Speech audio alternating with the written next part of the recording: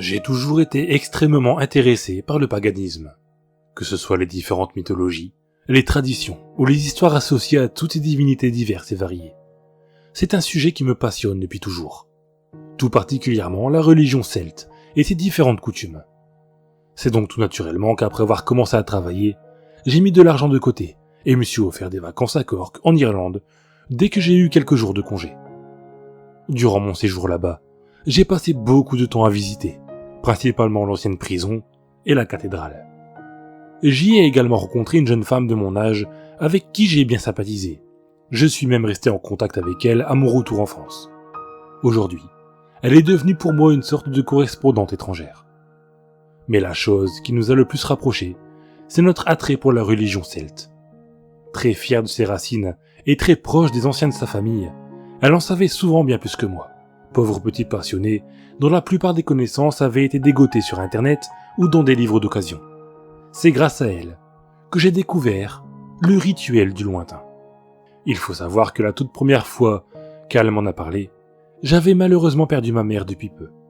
Je m'étais confié à elle au détour d'une conversation, en lui disant que j'aurais aimé lui parler une dernière fois. Et c'est là qu'elle m'a parlé du rituel réalisable uniquement sur le laps de 2 ans, séparant Samhain, équivalent d'Halloween fêté le 31 octobre, et Yule, pouvant être considéré comme une sorte d'équivalent de Noël fêté le 21 décembre. Le rituel du lointain, dont le but est de pouvoir parler avec les défunts membres de notre famille, ne peut en aucun cas être réalisé avant ou après l'une de ces 2 dates. Il est uniquement réalisable durant cette période, car Samhain, le 31 octobre, est le moment où le voile entre le monde des vivants et celui des morts s'affine le plus. Cette fête symbolise la mort et la fin d'un cycle, alors que Yule, le 21 décembre, symbolise la vie et le renouveau. Pour effectuer ce rituel, il est nécessaire de se procurer un carré de tissu noir, un carré de tissu rouge, 2 bougies de couleur blanche, 2 soucoupes de couleur blanche, un couteau, un briquet, une coupelle pleine d'eau, une coupelle pleine de terre, une branche de pommier, du lierre, une bande de tissu blanc, des écorces de citron, des clous de girofle. Veuillez à vous procurer tous ces éléments avant le 31 octobre de l'année où vous souhaitez effectuer le rituel du lointain. Le double autel qui servira au rituel doit être prêt avant la première minute du 31 octobre, si vous voulez que le déroulé du rituel soit un succès. Commencez ces préparatifs le 30 octobre, dès la tombée de la nuit. 1. Veillez à ce que vos 2 carrés de tissu soient exactement de la même taille, puis disposez-les sur le sol d'une pièce tranquille, un endroit où vous serez certain d'être la seule personne à passer, avec quelques centimètres d'écart entre les deux. 2. Disposez la bande de tissu blanc entre les 2 carrés de tissu coloré, à l'endroit où vous avez laissé votre écart. 3. Prenez la branche de pommier et enroulez du lierre autour d'elle, avant de la déposer sur le tissu blanc. Le pommier est l'un des arbres symbolisant Samhain. Le lierre, quant à lui, est une plante symbolisant Yule. Cet assemblage déposé sur le tissu de couleur neutre entre les 2 autels est là pour servir de pont entre les 2 fêtes, comme une sorte de symbole liant la vie à la mort. 4. Déposez la coupelle pleine d'eau au centre du carré du tissu noir et la coupelle pleine de terre au centre du carré de tissu rouge. L'eau est l'élément associé aux célébrations de la fête de Samhain, et le noir sa couleur. La terre, elle, est l'élément associé aux célébrations de la fête de Yule, et le rouge, l'une de ses couleurs. 5. Déposez une soucoupe blanche dans le coin supérieur de chaque carré de tissu, les coins opposés à votre branche de pommier lierre, bien sûr. Avec votre couteau, appliquez-vous à graver des symboles sur les bougies. Sur celle qui va aller sur le côté de l'autel correspondant à Samhain, le noir, gravez comme vous le pourrez les 3 phases de la lune. Vous pouvez prendre le symbole de la triple lune comme modèle, si vous en avez du mal. Sur celle qui ira sur le côté de l'autel correspondant à Yule, le rouge donc, gravez un soleil. Une fois les gravures sur bougie terminées, prenez le briquet et faites en sorte de faire couler de la cire fondue sur le fond des soucoupes pour y coller les bougies. N'allumez pas les bougies. 6. Une fois que vous avez terminé tout ça, prenez vos écorces de citron et disposez-les autour de la coupelle pleine de terre.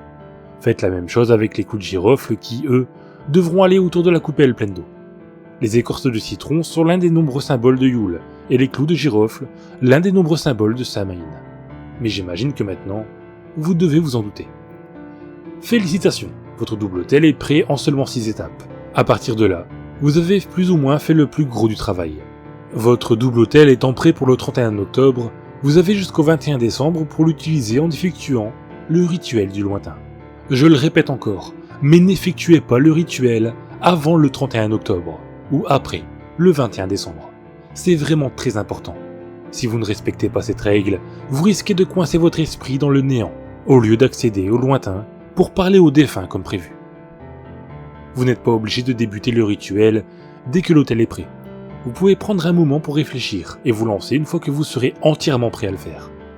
C'est là tout l'intérêt d'avoir un assez grand laps de temps devant vous. Il y a plusieurs règles à respecter pendant le déroulement du rituel.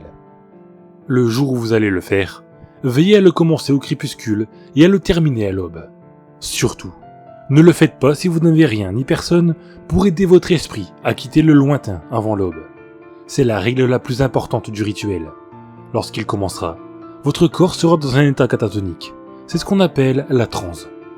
Votre esprit partira explorer le lointain et il faudra qu'il revienne dans votre corps avant l'aube. Mais il n'y a aucun moyen pour qu'il y arrive seul.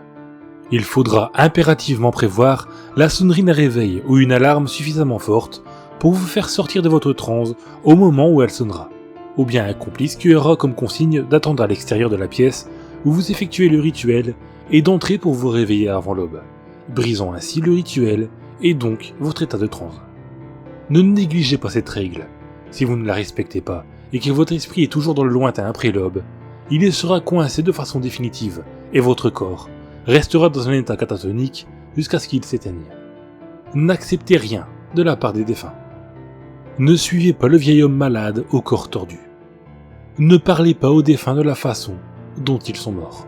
Concernant les règles sur les défunts, je ne sais pas bien ce qu'on risque si on parle de leur mort ou si on décide de suivre l'homme malade, mais elles sont là pour nous éviter de prendre le moins de risques, alors évitons de les transgresser. Pour débuter le rituel du lointain le jour où vous serez prêt, assurez-vous une fois de plus que tout est en place, il vaut mieux être prudent. Asseyez-vous devant votre double hôtel et allumez les bougies à l'aide du même briquet que vous avez utilisé pour les coller aux soucoupes. Posez les mains sur votre branche de pommier lierre afin d'être directement lié au pont entre la vie et la mort. Fermez les yeux, faites le vide total dans votre esprit. Imaginez-vous dans une pièce noire, vide, sans rien d'autre que vous et le silence. Ne pensez plus à rien, sinon à votre désir d'accéder au lointain. Une fois votre esprit vide de toute pensée gênante, vous n'aurez qu'à demander que la lune et le soleil laissent votre esprit passer au-delà du voile. Vous saurez quoi dire, vous saurez quand le dire. Tout au long du rituel, votre corps restera assis devant l'autel dans l'état catatonique que je vous ai déjà décrit.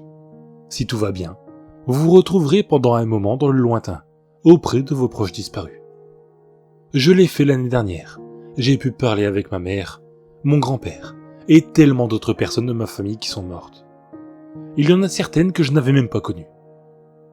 J'ai eu le temps de discuter un peu avec elles avant que l'alarme de mon réveil et celle de mon téléphone ne se mettent à sonner en même temps pour me sortir de ma transe, pour m'aider à quitter le lointain.